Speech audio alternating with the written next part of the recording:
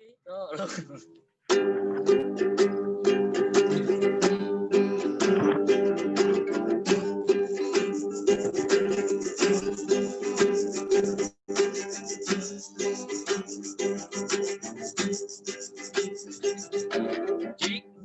hutan habis terbakar api,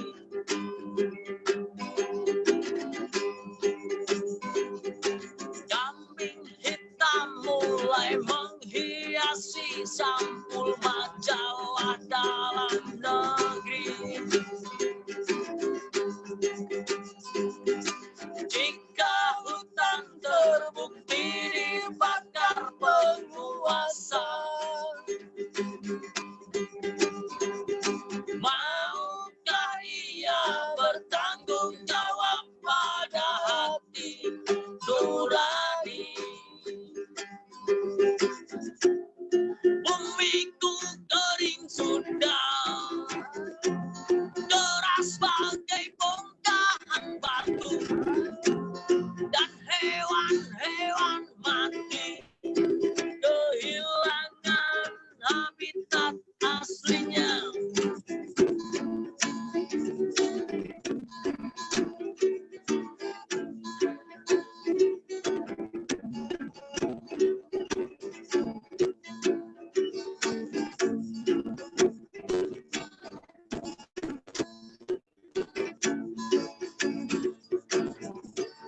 Lalu di mana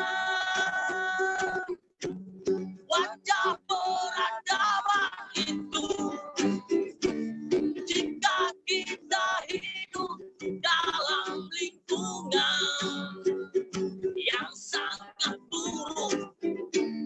Dan bagaimana pula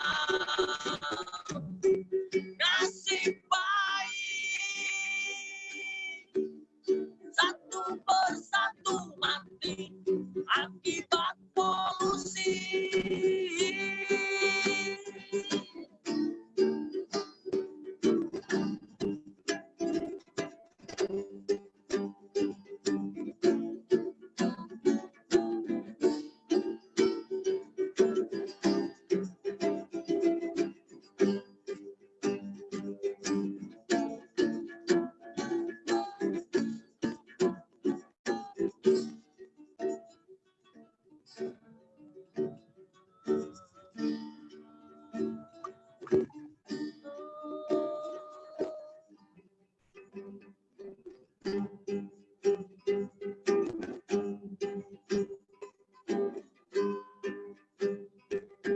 Di masa mendatang,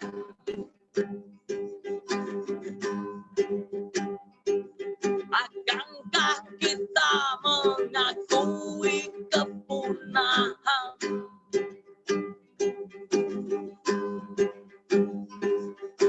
Dan tak dapat menjumpai lagi hijau bumi dan gemericik air. Kita akan hidup dalam kehampaan abadi. Bumiku kering, keras bagai bongkahan batu, dan hewan-hewan mati kehilangan habitat aslinya. Duh.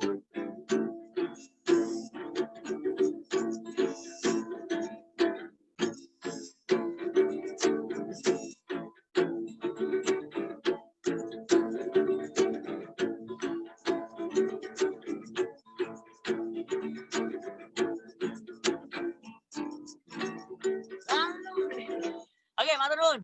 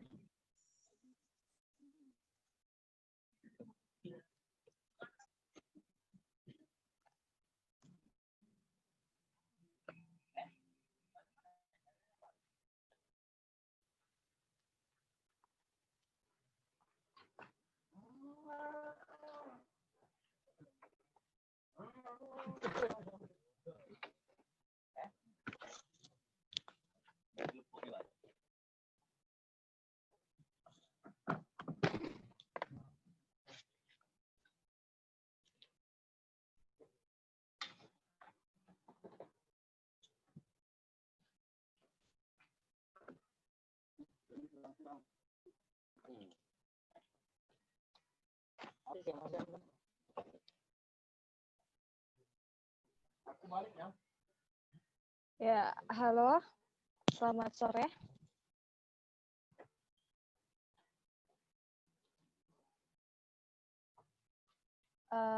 Kita kembali bertemu lagi di Senja di Kebun yang keempat. Hari ini kita membahas tentang yang muda yang menanam bersama Mas Nikita Sulaiman Akbar dari komunitas Harvest Mind di Purbalingga, Jawa Tengah.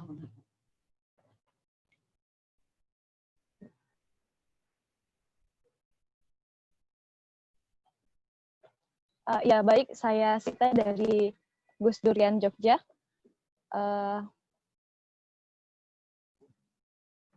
Ya, Mas Niki. Ya, halo. Halo, ya.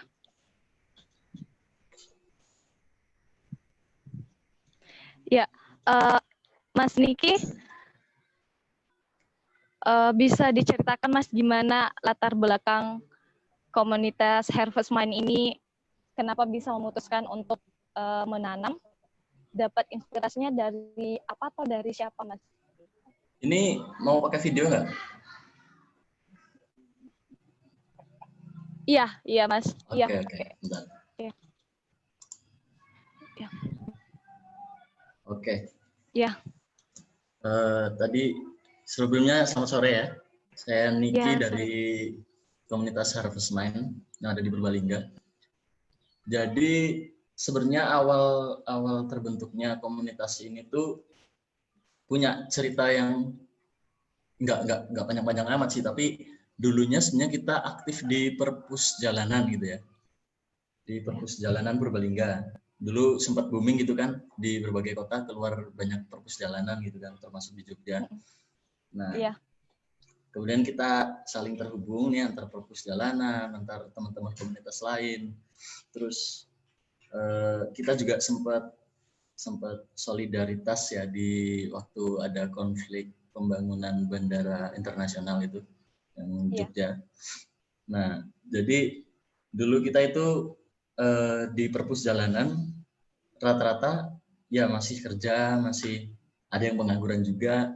Cuma kemudian ada sekitar 2-3 tahun, hampir 3 tahunnya itu kita tuh ngerasa kegiatan apa ya, maksudnya kok gini-gini aja gitu. Kita udah banyak ketemu teman-teman, banyak belajar dari teman-teman, termasuk juga waktu solidaritas di NIA, solidaritas di Taman Sari Bandung. Nah, itu kita mikir apa sih yang mendasar dari kehidupan gitu, maksudnya dari kita ada penggusuran nih, ada penggusuran lahan, ada kemudian PHK massal buruh dan segala macam, ada perang dan segala macam. Itu kita ngerasa semuanya itu demi apa gitu. Ternyata kalau kita tarik garis itu sebenarnya semuanya intinya pertamanya demi makan gitu. Waktu misal kita tarik sejarah di waktu Enclosure Act gitu ya, zaman di Inggris dulu itu, ya semuanya itu demi makan gitu. Nah, kemudian yang mendasar dari makan itu apa gitu? Maksudnya kita kerja di pabrik, terus itu cari uang ya buat makan. Kemudian kita bikin perusahaan macam-macam, itu nanti uangnya ya buat makan, buat bertahan hidup gitu. Nah, kemudian yang mendasar dari makanan itu apa? Nah, waktu itu kita emang nemu jawabannya menanam gitu kan. Maksudnya dulu kan banyak nih di backpatch ini semboyan menanam adalah melawan, terus macam-macam lah ya. Nah, itu tapi maksudnya ini seperti apa gitu. Nah, waktu itu kalau nggak salah di tempat Pak siapa gitu, waktu di Jogja, waktu belum penggusuran yang terakhir di Temon itu, kita ketemu Mas Komar namanya, Mas Komarun Najmi dari Sekti Muda. Nah, pertama waktu kenalan aku kira itu tuh warga itu kan, karena dia kan tampilannya sangat sederhana gitu ya. Nah, terus kita maksudnya belum ada ketertarikan, maksudnya ada apa sih, ketertarikan untuk memperhatikan dia lebih jauh gitu. Nah, sampai di titik dia itu menceritakan tentang sesaji dalam pertanian gitu. Tapi dia menceritakannya secara ilmiah, sangat ilmiah malah gitu. Nah, itu kemudian kita sharing sama Mas Komar, kita kemudian atensi kita kan ke Mas Komar gitu. Maksudnya gimana nih sesaji dalam pertanian gitu. Nah, kemudian banyak cerita di situ, berkenalan lebih lanjut sama Mas Komar di base camp-nya itu ada di mana? Jalan Kariurang, daerahnya Minomartani, di Minomartani. Nah, kita cerita banyak lah di situ, sering main dan segala macam. Sampai akhirnya ya udah nih, kayaknya kita bertanya aja gimana itu. Walaupun perpus jalanannya kita tetap aktif gitu kan. Walaupun masih sekarang kan karena masa pandemi aktifnya di media sosial, tapi hakikat manusia itu kan kerja gitu ya. Jadi sedangkan kita sendiri kan bukannya tidak mau ya, tapi ya masa kalau kita nggak mau kerja sama orang terus kita mau ngapain gitu. Nah, akhirnya ya udah kita pilih coba kita bertani. Waktu itu masih coba-coba gitu kan. Nah, sampai ketemu Mas Komar, akhirnya kita memutuskan kita buat belajar serius pertanian. Kebetulan Mas Komar itu pegiat pertanian alami, jadi semua pupuknya, pestisidanya itu nggak pakai kimia sintetis ya. Nah, akhirnya kita belajar di situ. Tadinya kita mau ikut kelasnya Sekti Muda juga gitu. Jadi Sekti Muda waktu itu buka kelas, tapi ternyata karena kita sering nongkrong di kolam, ilmu yang ada di Sekti Muda itu udah diceritain semua waktu kita nongkrong di kolam itu, base camp-nya itu. Ya udah, ini kita nggak jadi ikut, kita langsung coba gimana nih cara eksekusinya. Waktu itu kita cari-cari lahan dan cari komoditas apa yang paling, maksudnya kira-kira paling mendasar buat kebutuhan manusia, terutama di kita, maksudnya karena kita tinggalnya di Purbalingga dan masih di Jawa gitu, kebanyakan makan nasi, ya udah kita coba di komoditas padi. Nah, barulah kita cari lahan, kebetulan dapat lahan itu sekitar hampir 1,5 hektar, itu kita garap. Jadi sejarahnya kenapa kita bisa kemudian membentuk komunitas Harvestman ini, itu dari situ. Iya. Ya. Oh ya. Ya, ini berawal dari perpus jalanan, kemudian beberapa kali menghadapi konflik-konflik agraria seperti Ya. itu, penasaran dan mulai mencoba apa ini yang mau dilakukan. Ternyata memutuskan untuk menanam. Itu tahun berapa Mas mulainya? Kalau dihitung ini 2020, berarti sekitar 2018 akhir lah kita mulai eksekusi itu. 2018 akhir. Iya. Ya.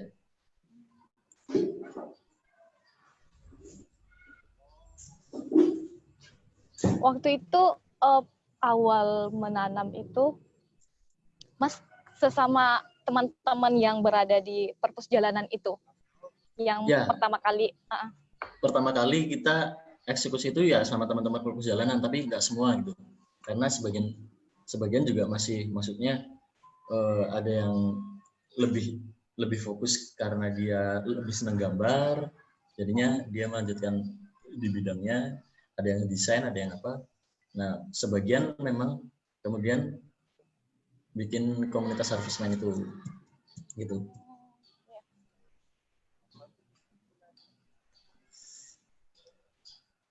Ya, dari tahun 2018 ya, Mas? Iya, akhir. Itu 2018 akhir.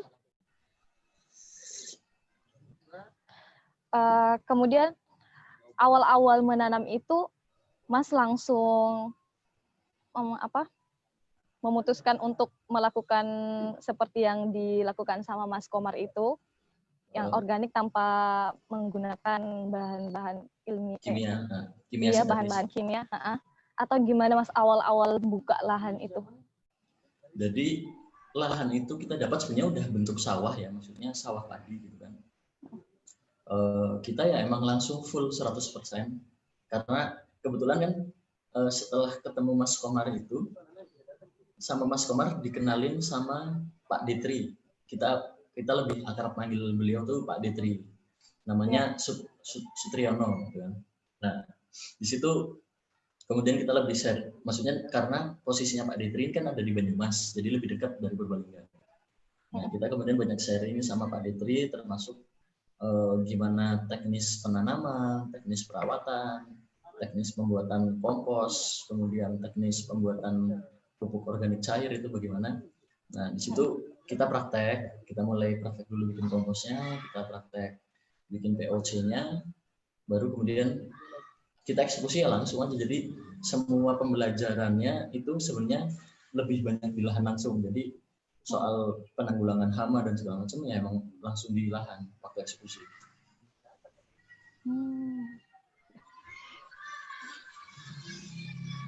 Berarti langsung dieksekusi ya, langsung di lapangan, nggak teori dulu, pokoknya langsung di lahan sambil teori langsung praktek. Iya gitu. Jadi kalau kebanyakan kan misal kuliah nih di pertanian gitu kan, banyak teori, banyak ini.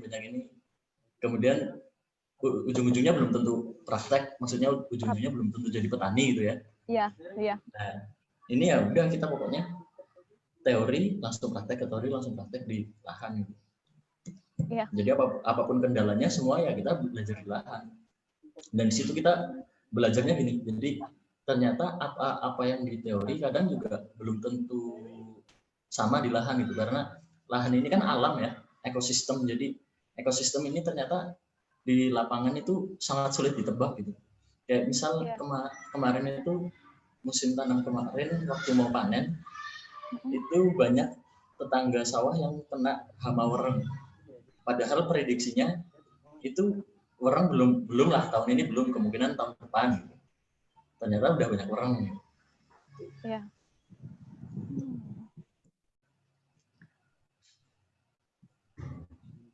Jadi selama dari tahun 2018 itu sampai sekarang ini,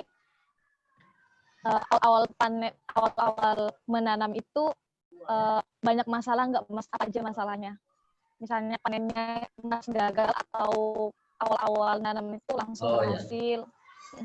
Kalau kendala tuh udah pasti ada ya. Jadi awal buat nanam itu waktu 2018 akhir itu kita kena hama namanya hawar daun. Jadi hawar daun kalau di padi itu, kalau petani-petani lebih kenal istilahnya namanya blas. Jadi daunnya itu langsung kuning gitu kan, padahal umurnya itu belum ada 30 hari. Nah kemudian hasil panen juga udah pasti turun, karena kita bukan yang metode bertahap, kan biasanya ada tuh yang bertahap. Jadi mulai ngurangin pupuk kimia sintetisnya. Nah, kita tuh langsung 100%. Jadi sekalian aja kita rehabilitasi lahannya gitu. Maksudnya memperbaiki kondisi tanahnya. Udah pasti hasil turun.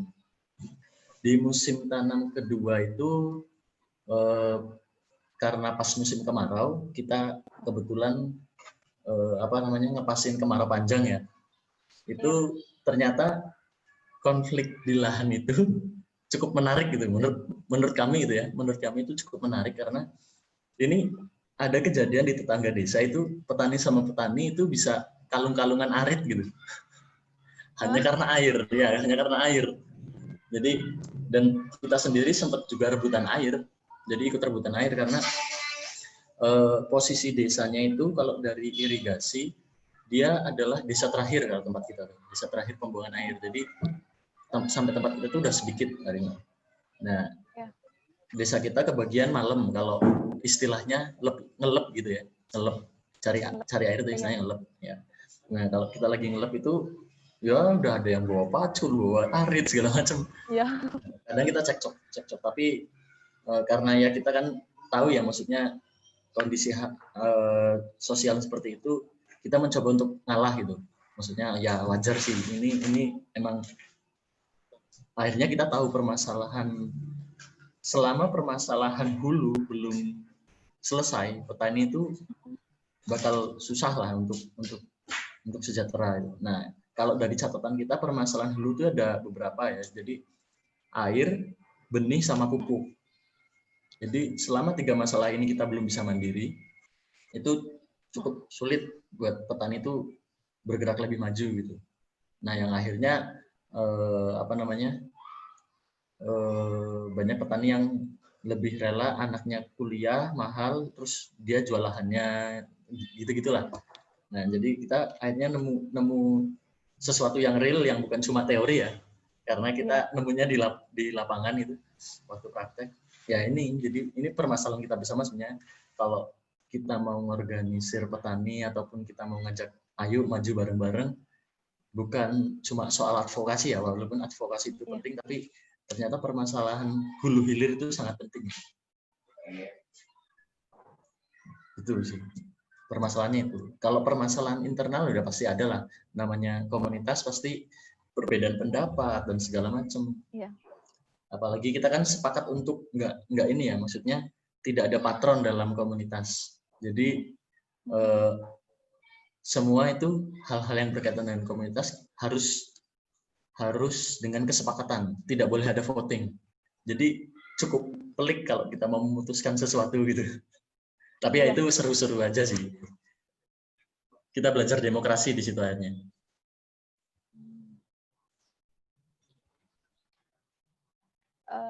Ya. Terus gimana menurut Mas Niki mulai bermunculan inisiatif pemuda-pemuda yang mulai menanam dan memanfaatkan lahan, apalagi di tengah situasi pandemi kayak gini? Gimana? Ulangi. Gimana menurut Mas Niki bermunculannya inisiatif pemuda-pemuda yang mulai menanam dan memanfaatkan lahan? Ya, kalau menurut saya sih sendiri sih, yaitu cukup bagus ya, karena kalau kita lihat, aku sih jarang baca data, tapi kalau lihat di Twitter gitu ya, ternyata petani kita itu rata-rata umurnya 45 tahun ke atas gitu ya. Nah, kemudian petani mudanya itu sangat sedikit lah. Walaupun sebenarnya kalau di desa-desa itu banyak, tapi tetap dalam hitungannya masih banyak yang tua gitu. Nah, kemudian munculnya banyak teman-teman muda yang berinisiatif untuk bertani, sama yang kemarin terakhir itu viral ya, Mas Dipa itu juga dari Sekti Muda, yang katanya dia lulusan Visipol UGM, kemudian memilih bertani. Nah, jadi justru menurut saya itu makin banyak komunitas petani muda itu makin bagus. Kalau setelah misal Harvestman gitu ya, setelah kemudian dia muncul, banyak kemudian teman-teman yang pengen join ke komunitas kita. Padahal kita nggak mengharapkan itu. Kita mengharapkan kalau teman-teman memang ingin menanam, ingin mulai bertani, ya silahkan lakukan di daerah masing-masing. Kemudian bikin komunitas kalian di daerah masing-masing dengan nama yang berbeda, dengan cara kalian sendiri, dengan tipe kerja kalian sendiri, kita saling terhubung aja gitu. Jadi komunitas yang saling terhubung itu menurut saya jauh lebih powerful ya daripada satu komunitas dengan nama yang besar gitu. Dengan anggota yang banyak justru lebih powerful yang kecil-kecil tapi banyak gitu. Ya.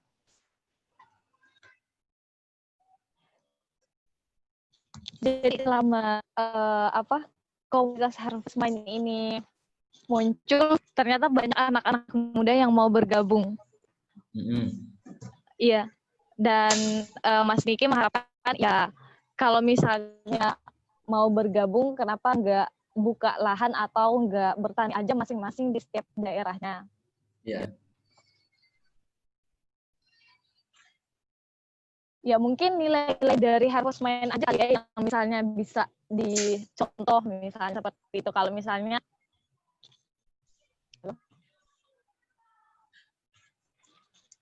gimana Pak?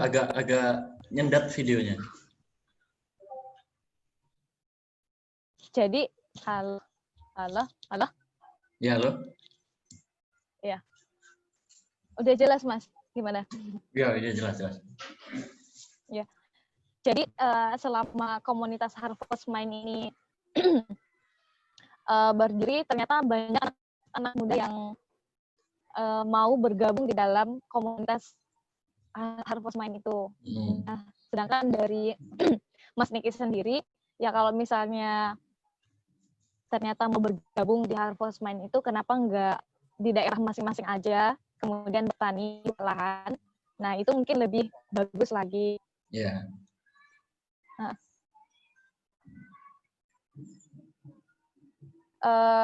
terus Mas Diki, apa kerja bersama yang kira-kira bisa dilakukan dari inisiatif komunitas Harvest Mind itu?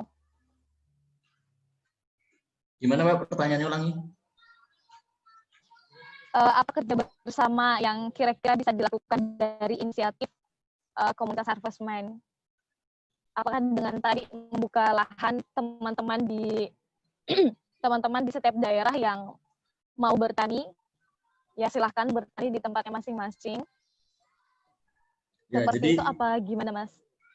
kalau misal ada teman-teman yang memang kemudian pengen bertani, kalau menurut saya, ya itu tadi, mending coba di daerah masing-masing cari teman-teman yang sepemikiran, ataupun kalau memang dia benar-benar yakin, kenapa nggak eksekusi sendiri, nggak masalah untuk awal. Nanti juga bermunculan teman-teman yang, oh ternyata ada di daerah kita masing-masing itu ada gitu. Nah, bikin komunitas, karena nanti di komunitas itu akan banyak belajar itu. Kita bertani bukan cuma sekedar menanam ya, maksudnya oke lah, kalau untuk teman-teman di kota itu bisa bertani sekedar yang penting bisa memenuhi kebutuhan hidup ya, kayak misal sayur, cabai itu kan, bumbu dapur lah. Tapi misal kalau memilih pertanian yang kemudian menjadi komoditas, itu kita juga harus belajar, misal gimana nih kita produksi, tapi kita juga kan harus memikir distribusi. Nah, ini yang tadi ada hubungannya permasalahan hulunya petani itu kan pupuk, benih, sama air ya. Nah, kemudian lahan. Nah, hilirnya itu ada di distribusi. Nah, gimana? Kemudian kita juga harus menyelesaikan permasalahan distribusi. Jadi kita mandirinya bukan hanya soal benih, pupuk, lahan, air, dan segala macam, tapi kita juga mandiri distribusinya. Karena di sini nanti tolak ukur petani itu kemudian bisa sejahtera gitu. Nah, jadi kemudian bikin komunitas di masing-masing daerahnya masing-masing untuk kemudian memecahkan permasalahan itu juga gitu. Jadi bukan cuma soal menanam, kemudian juga bukan cuma soal jargon menanam dan melawan, tapi kita benar-benar ya ayo dari hulu sampai hilir kita masing-masing bisa punya ide bagaimana cara penyelesaiannya, kemudian di-sharing sama teman-teman komunitas petani lain.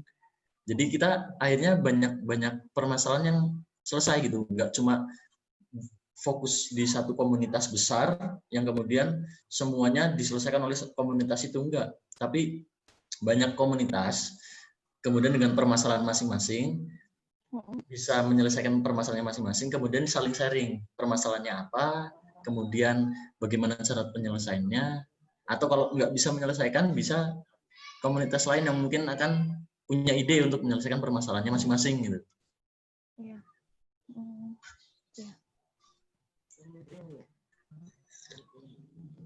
Mas Niki, kalau di Harvest Mind sendiri itu gimana jalur distribusinya hasil panen itu? Jadi di Harvest Mind sendiri sebenarnya kemudian akhirnya ikut koperasi ya. Jadi Pak Detri itu kemudian udah punya komunitas namanya Aliansi Organik Banyumas. Nah, kemudian kita juga ikut komunitas mereka. Harvest Mind itu sebagai anggota komunitas mereka. Nah, di situ ternyata komunitas itu udah berdiri, udah ada cukup lama gitu. Cuma belum menjadi sebuah wadah yang, jadi itu masih wadah tukar ilmu lah. Kemudian hampir 1 tahunan inilah. Jadi hampir 1 tahun ini, setahun yang lalu itu ada yang punya ide gimana kalau kita bikin koperasi. Yeah. Nah, jadi sementara koperasi ini memulai dan mencari sistem yang paling cocok dengan anggotanya. Kita awal ini jualnya sendiri, masih sendiri, tapi dengan apa namanya, kita punya penjamin mutu organiknya. Misal penjamin mutu organik berasnya Harvestman itu Aliansi Organik Banyumas. Nah, di situ kita masih jual sendiri dengan kemasan kita. Sementara ini masih lewat online. Tapi itu juga cukup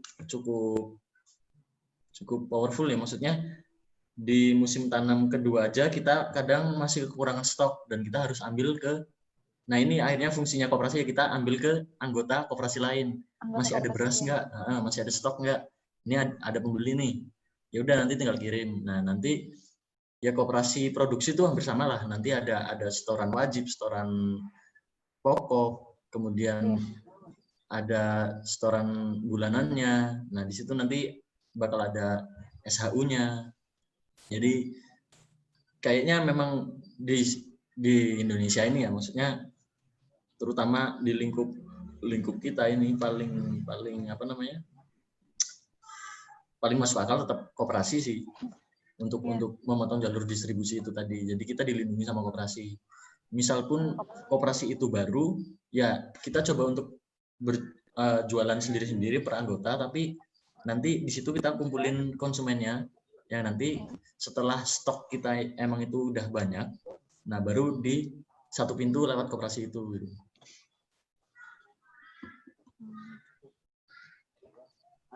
Walaupun nanti teknisnya koperasinya itu ya tetap sistemnya menyesuaikan kondisi anggota di masing-masing daerah ya, gitu. Jadi nggak pakemnya nggak kaku gitu. Jadi disesuaikan betul. Iya, tadi Mas Niki kalau misalnya di setiap daerah itu ada yang mau bertani, nah Mas Niki ya sempat menyinggung kumpulkan teman-teman yang sama-sama mau bertani, kemudian bertani. Nah, untuk setelah mengumpulkan orang-orang yang sama-sama mau bertani, punya tujuan yang sama itu, setelah itu gimana Mas tahapan-tahapannya untuk awal-awal berkebun itu? Cari lahan, Mbak. Itu udah paling penting. Cari lahan. Itu udah paling penting. Jadi, tapi maksudnya sebelum kemudian benar-benar memutuskan bertani sih, setidaknya ini membelajar dari kita. Jadi siapin dulu sarana prasarana produksinya. Jadi kayak misal coba pupuknya dibikin dulu, komposnya disiapin dulu. Persoalan lahan nanti gampang lah. Nah nanti setelah itu semua udah siap, kebutuhan itu udah siap semua, tinggal cari eksekusi lahannya. Nah ini lahan ini bisa sistem sewa atau bagi hasil. Nanti tergantung nih bagi hasilnya atau sewanya harganya berapa. Itu tergantung apa namanya? Tergantung nanti nego-negonya sama yang punya tanah. Atau kalau memang punya uang ya beli sekalian. Atau kalau yang paling rebel misalnya, ya udah itu lahan-lahan perhutani atau lahan apa ya disikat aja itu, misal.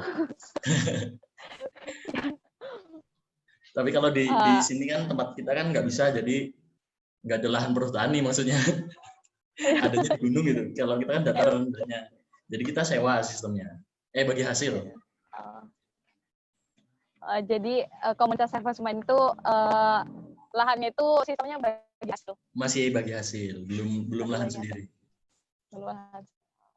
Jadi tahapan-tahapannya itu mempersiapkan pupuknya dulu.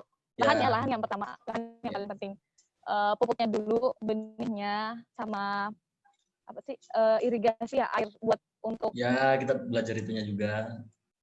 Nah, ya terutama sih ini kalau misal itu komunitas ya coba buat kesepakatan komunitas dulu aja. Jadi rule di komunitasnya jelas gitu. Maksudnya nanti bagi hasilnya gimana antar anggota, terus kemudian sistem kerjanya bagaimana. Kan pemahaman setiap orang di masing-masing daerah kan punya patokan berkomunitas yang beda-beda gitu kan. Kalau misal di Harvestman sendiri kan kita berusaha untuk tidak ada patron, jadi nggak ada ketuanya, nggak ada apa namanya, yang ada tuh cuma kamu ngurusin bagian videografi, kamu desain ini apa namanya, kalau ada postingan media sosial, kamu ngurusin engagement media sosial, nanti yang di lahan ada berapa orang, ngurusin nanti urusan misal ngelep gitu, ya yang slow lah yang berangkat misal. Itu gitulah. Itu disepakatin. Itu juga harus penting lah di awal gitu. Pembagian kerja seperti itu ya. Terus kalau di saya sendiri kan belajar menanam tuh ada sedikit lahan di belakang asrama mahasiswa tuh. Nah, ternyata belajar menanam itu dan perjalanannya ada titik-titik jenuh, bangun pagi nyiram, sore nyiram seperti itu. Nah, gimana di Harvest Mind sendiri itu gimana caranya menangani atau pas ada nggak titik jenuh pas bertani gitu, Mas? Gimana cara Ada, untuk pasti ada. menangannya? Jadi titik jenuhnya kita misal, aduh lagi males gitu kan, harus bangun pagi.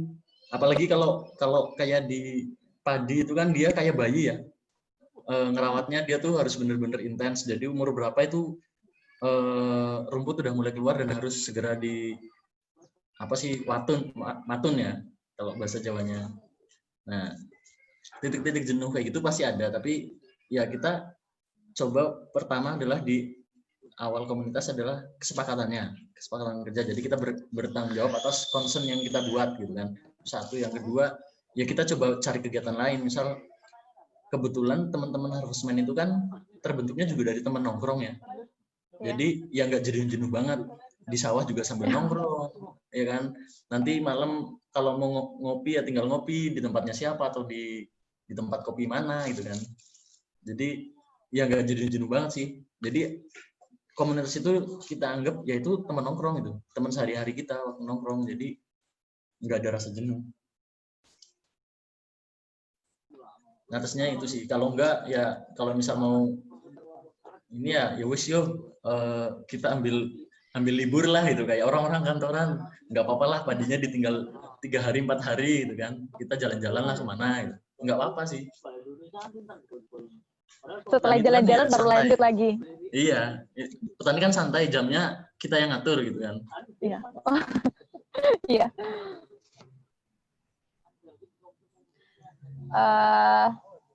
Terus saya penasaran sama nama komunitas yang dipilih Harvest Mind. Kenapa, Mas? Apakah mau ini Harvest Mind? Apa ya? Kalau diartikan secara kata, panen sejak dalam pikiran nggak sih? Atau gimana, Mas? Iya. Jadi itu sebenarnya sejarahnya gini, Harvest Mind ya. Jadi kita kan punya media sosial perjalanan gitu ya. Terus kita follow nih akun-akun rebel banyak banget gitu kan. Terus kita mikir, kalau kita kan juga kepengen, maksudnya ya siapa tahu ada yang terinspirasi dari kita ya kan. Ya walaupun sebenarnya kelihatannya sok banget sih, tapi ya siap kali aja gitu kan. Menyebarkan inspirasi itu kan nggak salah gitu. Nah, tapi jangan dengan nama yang serem-serem gitu. Maksudnya selama ini kan misal ya, ini misal gitu kan.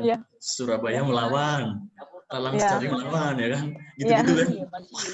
Terus desain feed Instagramnya itu terlihat hitam putih, merah hitam ya kan. Itu kan sangat serem gitu ya. Nah, kita mikir kenapa nggak kita juga ngerangkul teman-teman yang nggak terlalu melek isu gitu ya, nggak terlalu melek isu. Jadi mereka tuh teman-teman ya lebih ngepop lah kita tampilannya, bisa nggak sih gitu. Nah, kita masih bingung waktu itu, belum kepikiran nama Harvest Mind gitu kan. Nah, kebetulan kita ketemu sama Wiranegara, nah yang stand up comedian itu. Nah, kita cerita nih sama Wiranegara, kamu kan maksudnya bermain di ranah populer ya, dia sebagai stand up komedian pasti ngerti lah, maksudnya demografi teman-teman populer nih gimana, penamaannya gimana, terus ngatur fit gimana. Nah, terutama sih penamaan biar lebih familiar dan nggak terlalu serem tapi sumringah gitu.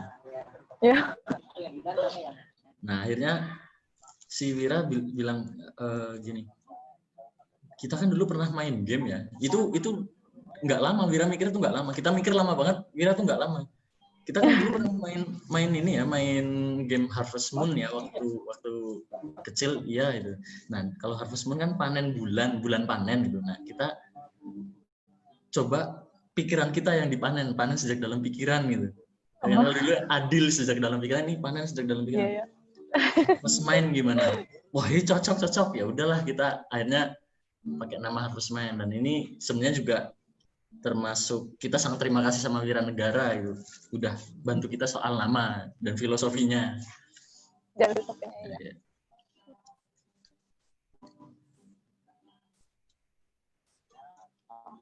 Kalau sekarang di Harvest Mind sendiri itu komunitasnya udah ada berapa orang, Mas? Apa anggotanya berapa orang sekarang? Dari dulu sampai sekarang nggak bertambah, nggak berkurang. Kita nggak ada rencana nambahin, nggak ada rencana ngurangin. Jadi ya tetap 10 orang aja gitu.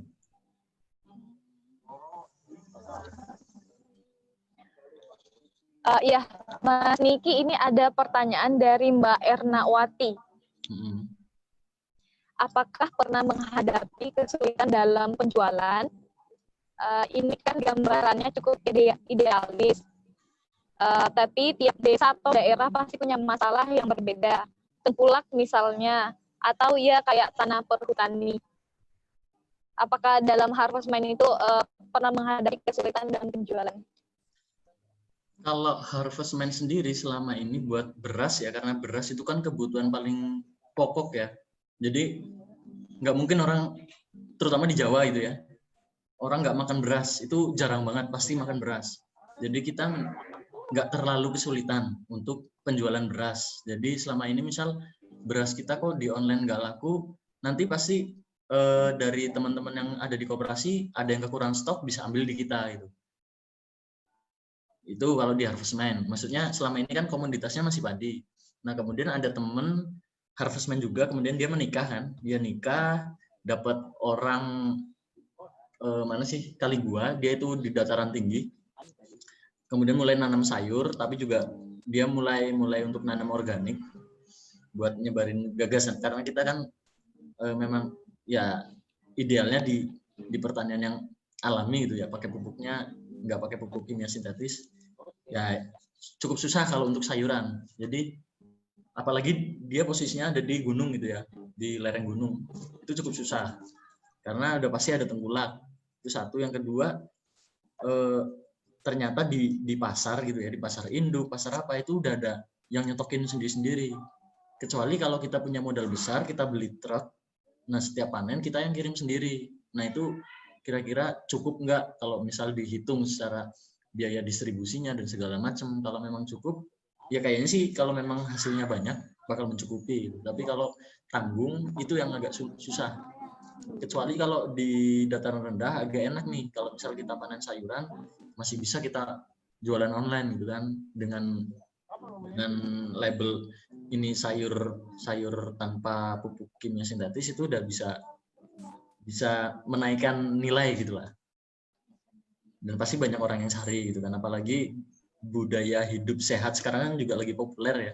Maksudnya yang back to nature, back to organik dan segala macam lah. Yeah. Itu di kalangan kelas menengah atas juga sedang booming. Nah itu yang kita manfaatkan. Dan kita juga bukan cuma sekedar memanfaatkan ya, tapi ya kita juga harus jujur sama tanaman kita sendiri bahwa kita sama sekali tidak menggunakan pupuk kimia sintetis, bahkan ya status pun kita nggak mau pakai gitu. Jadi kita berusaha untuk jujur sama tanaman kita sendiri.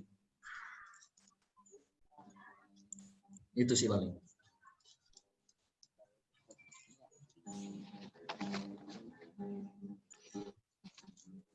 Ya,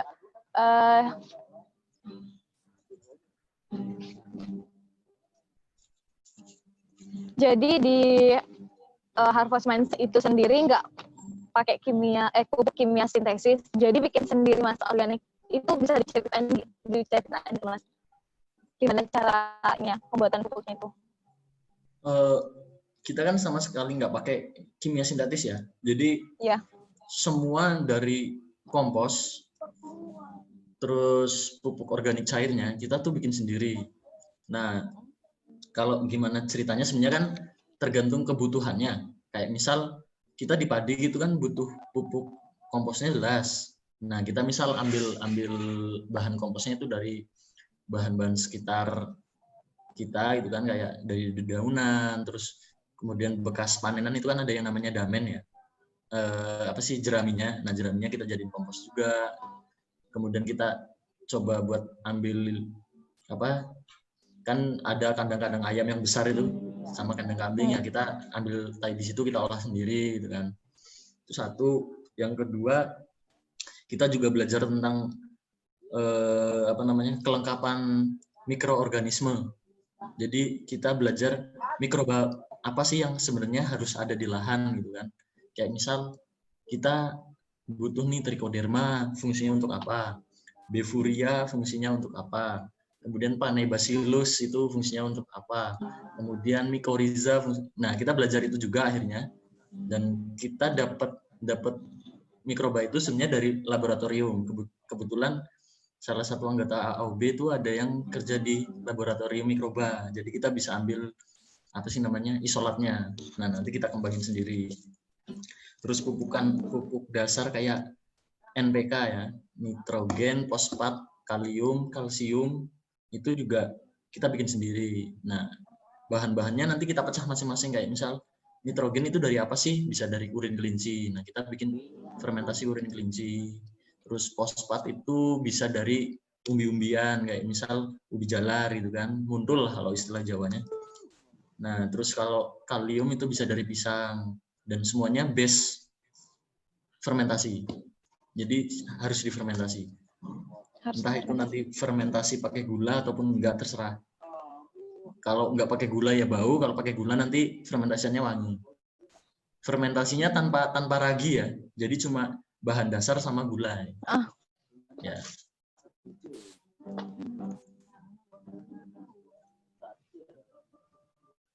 Paling gitu sih gitu.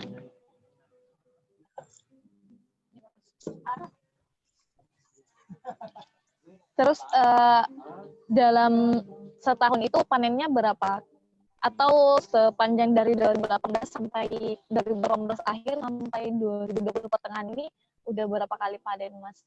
Kalau setahun, kebetulan ini di tempat kita nanam itu cuma bisa 2 kali tanam padi.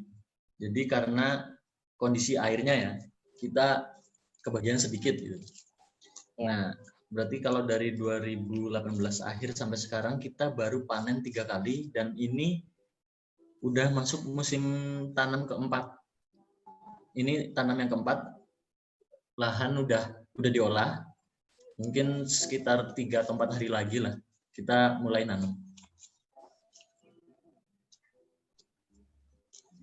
Jadi setahun cuma 2 kali kalau buat padi.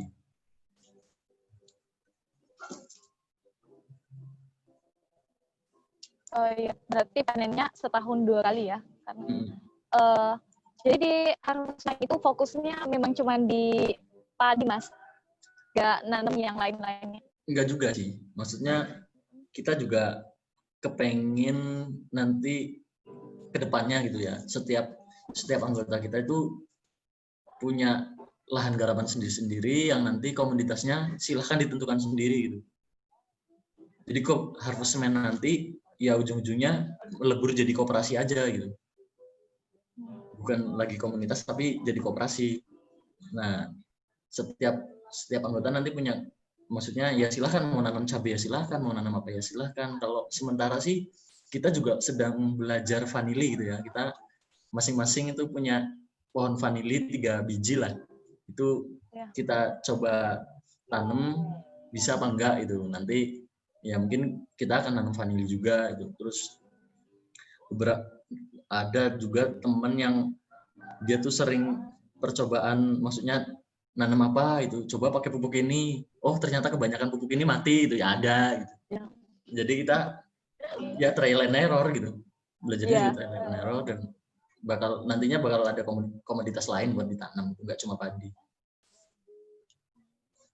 Justru tanam padi nantinya tuh kita ingin nggak dijual gitu, maksudnya tanam padi ya buat kebutuhan rumah tangga kita masing-masing. Itu karena itu kebutuhan dasar gitu. Kan aneh ya, maksudnya petani padi tapi dikasih sembako itu. Iya. Iya gak sih?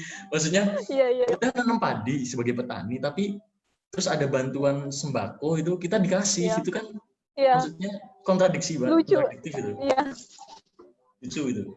Nah, harusnya kita bisa memenuhi kebutuhan makan dasar kita sendiri.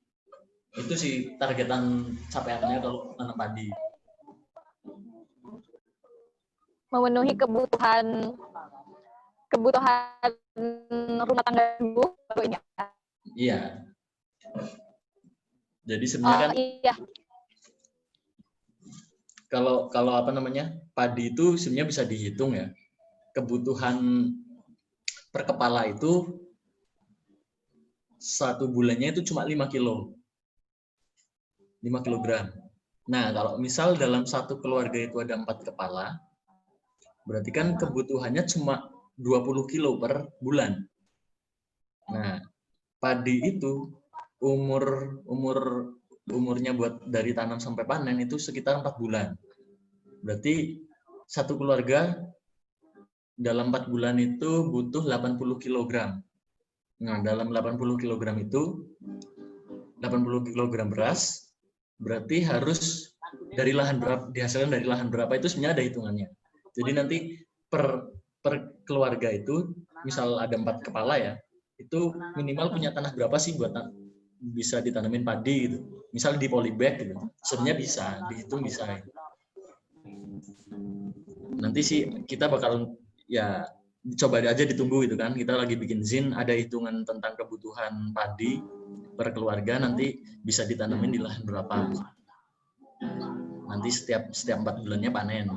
Jadi setiap keluarga akhirnya nanti bisa mandiri kebutuhan beras sendiri.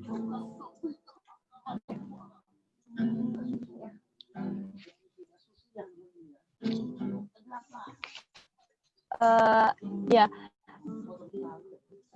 Selama masa menanam, awal-awal menanam itu, teman-teman Harvest Mind berarti sering ngajak orang-orang atau petani-petani yang lebih dulu atau lebih punya pengalaman bertahun-tahun bertani seperti itu, atau gimana Mas?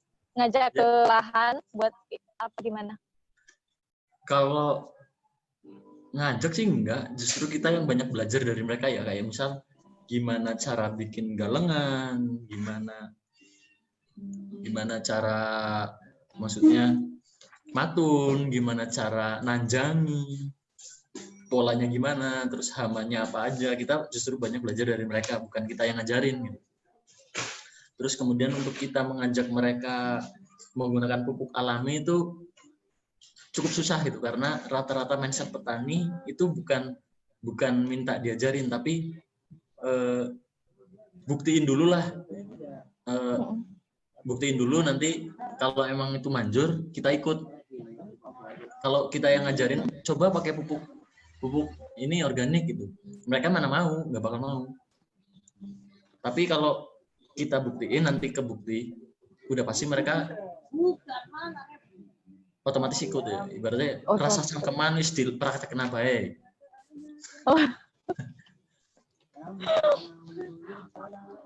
Jadi teman-teman Harvest Mind membuktikan dulu, kalau misalnya ada pupuk gitu baru kasih tahu ke petani, oh ini berhasil caranya. Iya, nanti pasti 1-2 orang ada yang deket. Gimana sih cara bikin ramuannya? Kayak kemarin waktu musim tanam kedua, itu juga ada wereng. Nah, lahan kita itu sama sekali nggak ada wereng. Nah, itu 1-2 orang kemudian tanya, kok punyamu sendiri ya yang nggak kena wereng gitu? Ramuannya apa? Ya udah kita kasih tahu aja. Setiap seminggu 2 kali kita semprot ramuan ini gitu. Pakai jajayan, pakai kemudian pahitan, kayak orang minum jamu lah. Pakai tembakau misal. Gitu-gitu aja. Akhirnya mereka beberapa sebagian juga ikut bikin. Ya. Mbak tak nyalain rokok. Iya.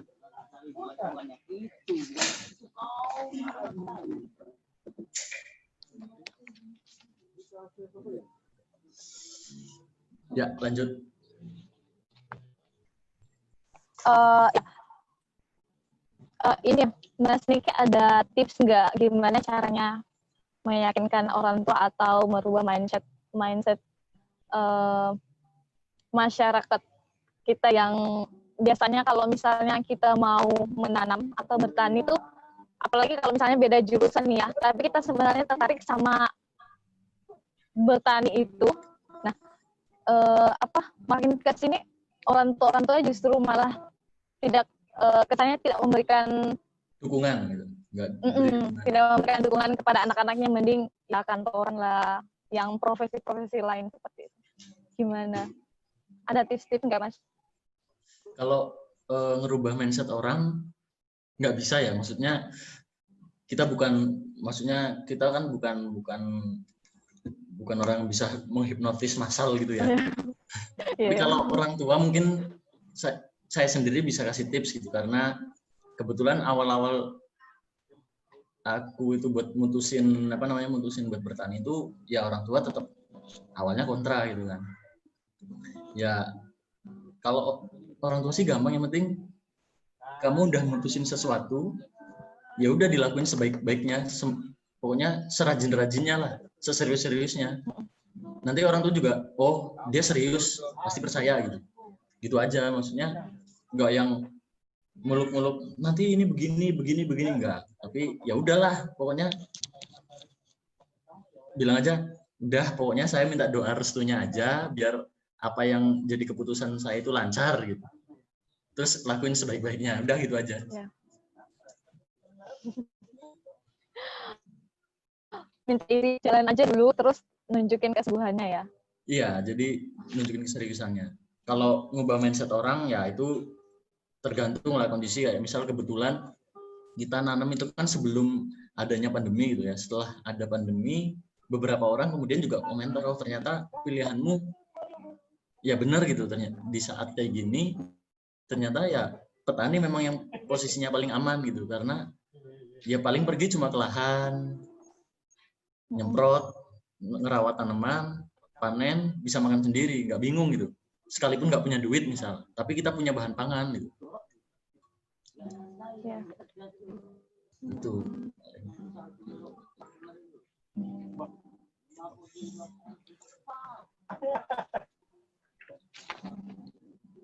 Jadi di Purbalingga itu sendiri, selama masa pandemi gini tuh ada biasanya teman-teman Harvestman ada ini nggak, Mas? Ada panggilan misalnya ada di misalnya ada satu petani atau ada teman-teman lain yang ya udah kita mutusin untuk bertani aja di pandemi ini, karena yang tadi Mas bilang posisi yang paling aman itu emang bertani, karena satu kita bisa memenuhi kebutuhan kita sendiri selama pandemi ini. Nah, ada nggak di Purbalingga itu sendiri teman-teman Harvestman itu diajak atau Mas Niki sama teman-temannya bisa minta tolong untuk bantu buka lahan untuk awal-awal bertani seperti itu? Kalau ada ajakan nggak, Mas? Minta tolong buka lahan sih enggak, tapi kalau misal sharing-sharing apa yang udah kita dapat itu ada, maksudnya kemudian dari teman nongkrong ada yang kemudian ini kemarin ada yang ngajak buat nanam kacang edamame, tahu? Kacang Jepang itu loh. Edamame. Oh, kacang Jepang. Ya. Kemudian di mana itu yang agak naik ke atas di lereng Gunung Slamet itu juga ada yang nanam jagung sama sayuran. Itu komunitasnya namanya Agro Landscape. Nah, itu juga petani muda ya. Tapi dia di lereng Gunung Slamet. Nah, terus beberapa kita juga kemarin itu di daerah mana ya? Lupa namanya. Kebetulan yang berangkat itu teman saya Vicky. Itu dia bantuin, maksudnya sharing soal pupuk organik cair untuk tanaman sayur. Ya akhirnya ya udah kita sharing aja apa yang udah kita dapat, udah kita praktek, ternyata manjur gitu. Nah, kemudian undangan buat diskusi ya waktu kemarin tuh cukup sering lah. Jadi ya pokoknya intinya kita belajar bareng aja gitu, maksudnya butuh apa ya, ini ilmu yang udah kita dapat, udah kita praktekin, kita kasih. Nanti ya monggo dipraktekin aja gitu. Nanti persoalan ada permasalahan di lahan atau gimana ya ayo kita bantu bareng-bareng, gotong royong. Itu aja sih paling. Iya.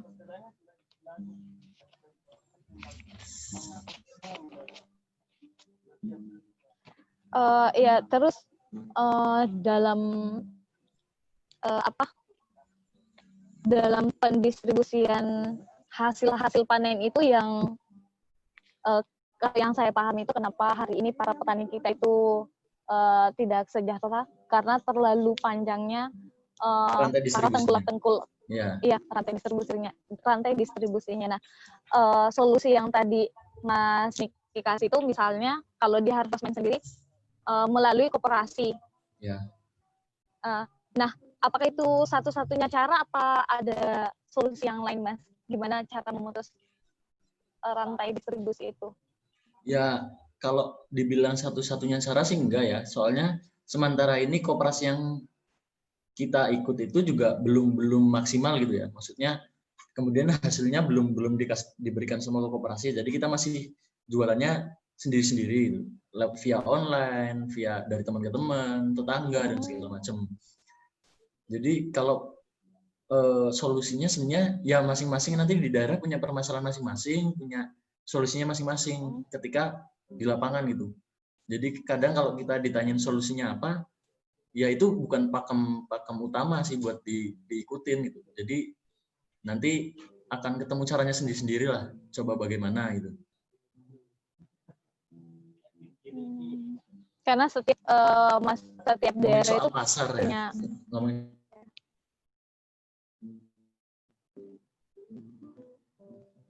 pebisnis lah gitu. Maksudnya pebisnis gimana sih cara menguasai pasar gitu. Cara dia bisa nembus pasar, ya kayak gitu. Tapi kan bedanya kita dengan si pebisnis atau si tengkulak ini, tengkulak itu kan punya bos gitu ya, ada bosnya satu, dia yang ngebosin pemodalnya. Nah kalau kita kan sistemnya gotong royong, bedanya di situ aja gitu. Tapi untuk teori-teori bisnis, misal buyer to konsumen, terus dari produsen ke konsumen itu ya skema-skema bisnis tetap kita pakai gitu. Jadi misalnya via online, via apa itu kan banyak kita manfaatkan.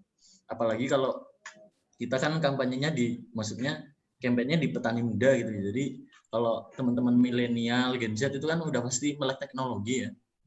Ya bisa manfaatkan itu. Nah makin kita berkomunitas, sebenarnya itu ya makin kuat. Gitu.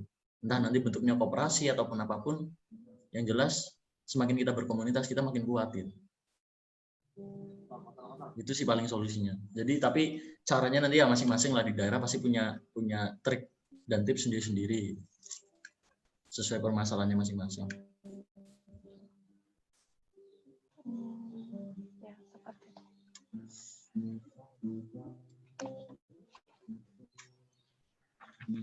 Kalau tadi Mas Niki bilang kalau di komunitas Harvestman itu sendiri jumlahnya ada 10 orang ya? Ya kalau nggak salah ya 10 orang. Terus setelah saya sendiri cek di Instagramnya Harvestman itu, wah saya tertarik dengan idenya teman-teman di Harvestman itu. Nah kalau misalnya di Purbalingga itu sendiri, Mas, ternyata ada teman-teman yang mau bergabung di Harvestman itu, diperbolehkan apa gimana? Apa misalnya buat lahan sendiri? Ya bikin komunitas aja lagi gitu, nggak apa-apa. Harvestman tidak menambah anggota gitu. Jadi silakan bikin komunitas lagi aja.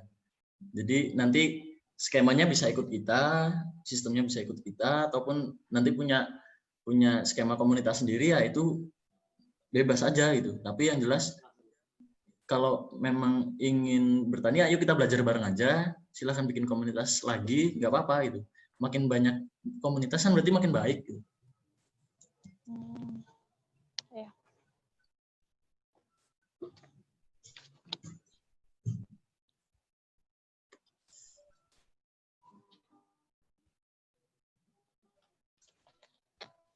Iya, terus tadi Mas Niki yang permasalahan yang dari hulu ke hilir itu, nah salah satunya kan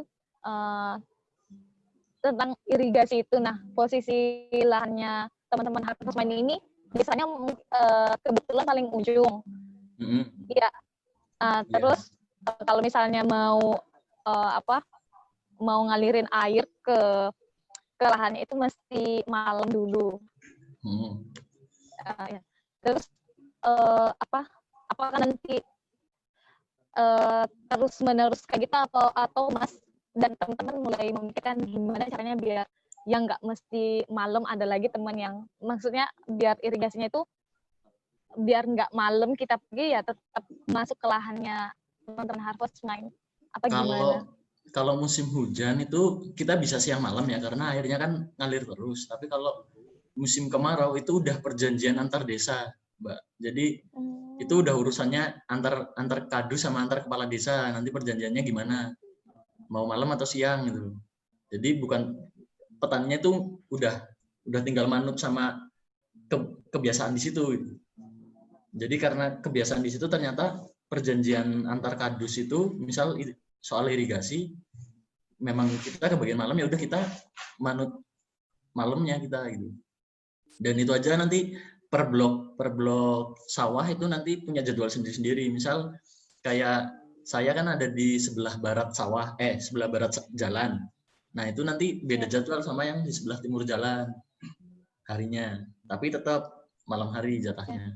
Itu udah perjanjian antar desa biasanya. Yang ngurusin perangkat-perangkat desa lah. Ya. Oh iya. Oh itu udah perjanjian ya. Tapi kedepannya sih kita pengen kayak misal kalau musim kemarau sebenarnya udah ada ya sumur-sumur bor. Cuma ternyata mesinnya itu juga kadang masih rebutan antar kelompok petani itu kadang masih rebutan. Jadi kita kadang ya udahlah kita nggak usah pakai gitu. Maksudnya kita ngumpulin uang aja, besok siapa tahu bisa beli sendiri. Nanti kita bisa ngebor sendiri. Kalau ada teman petani mau pakai ya silahkan. Pengennya segitu, tapi belum kesampaian. Gak apa-apa, punya impian aja dulu. Iya, yang penting udah punya rencana dulu lah. Iya, udah punya rencana aja dulu.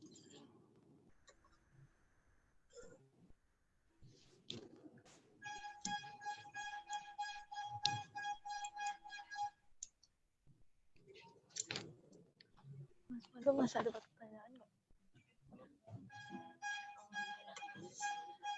Oh iya, Mas Niki, sebelum ditutup ada ini closing statement nggak buat anak-anak muda biar bisa seperti Harvest Mind? Apa ya closing statement-nya? Ya udah kalau emang ya tanamlah, udahlah gitu, dan rawat sebaik-baiknya.